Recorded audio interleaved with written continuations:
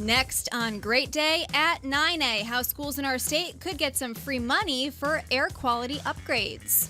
Plus, why doctors say it's time to go beyond a physical for students ahead of a new school year, and the other checkup your kids should be getting as well. We're helping you make lunch and dinner this week, tips for back-to-school food, and a great slow cooker recipe you could make today. And why vintage is all new for some teens, the trend that could have you shaking your head at major stores.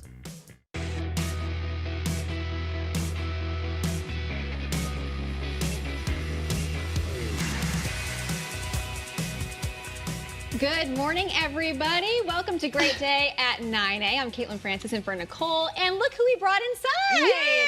Finally, out of the elements into the studio. I'm so excited to be next to you. I'm Marcy Jones. I'm subbing for Scott today and tomorrow while he's on vacation. Yeah, very excited to have you. Yes, same here. Can't wait.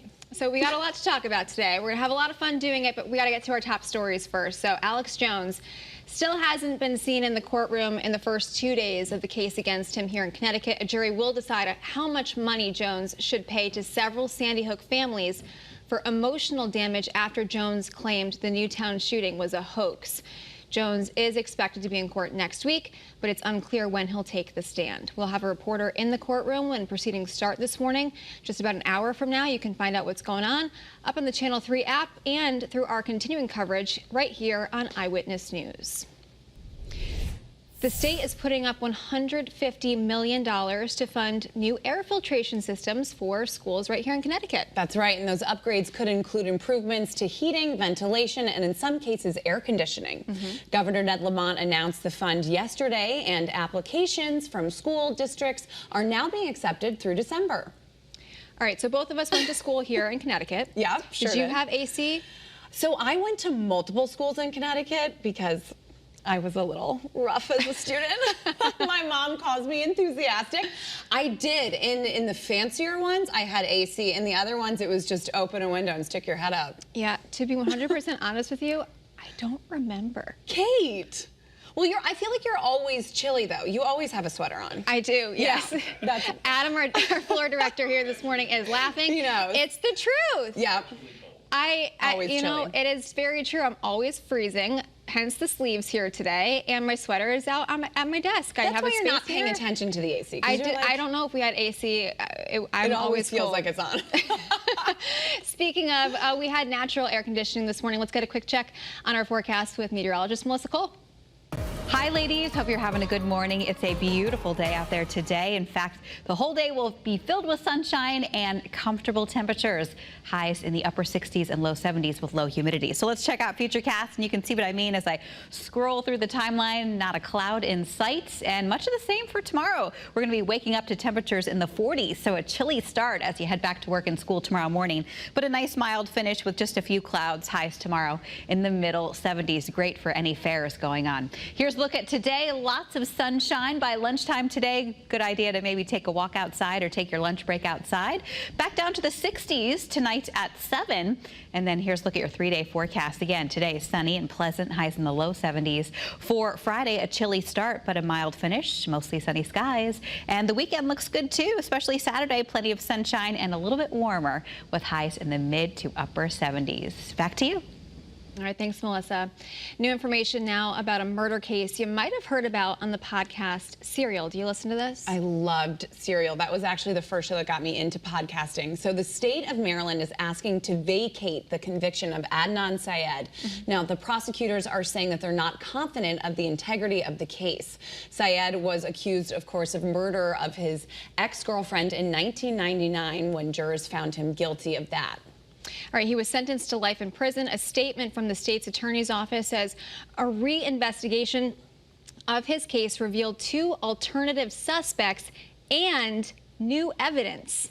If the conviction is vacated, Syed will get a new trial. Very interesting. Yes.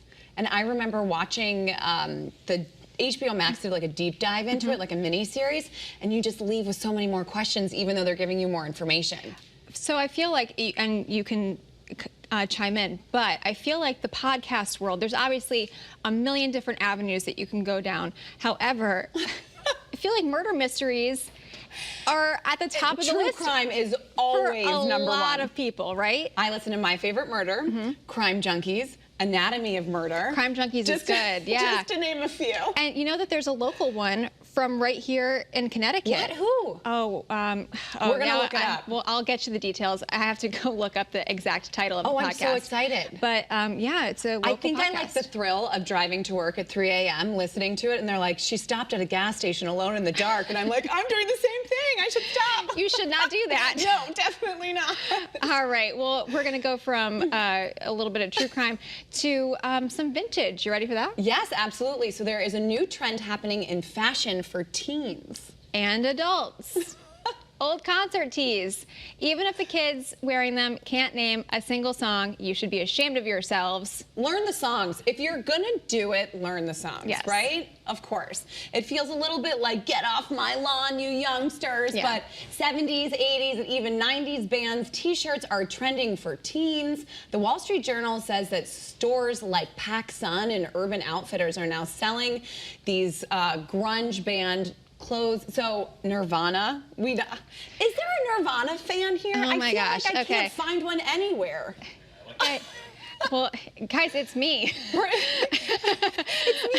It's me.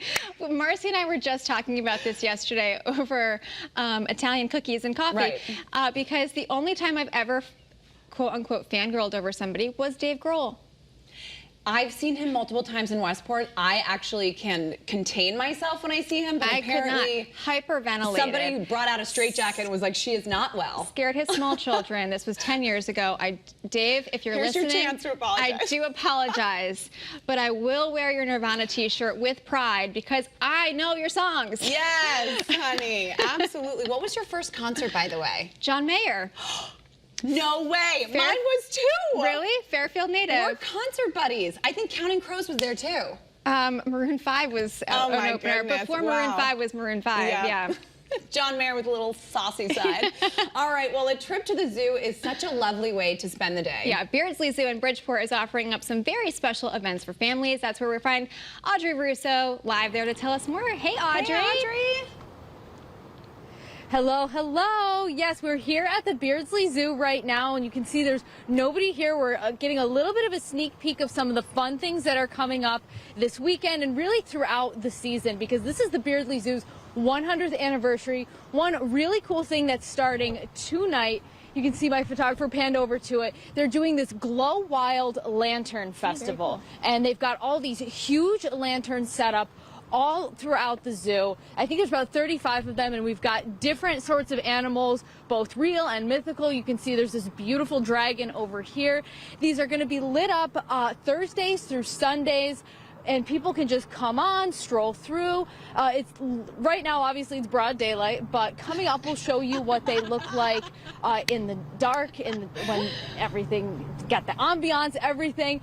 But right now, we're also going to be talking about coming up another event, a family-friendly event that combines our favorite animals and our favorite storybook characters. And I'm going to walk by and I think we might get a little bit of a cameo appearance here from one of them. The beautiful Bayou Princess. We're going to be talking to her too.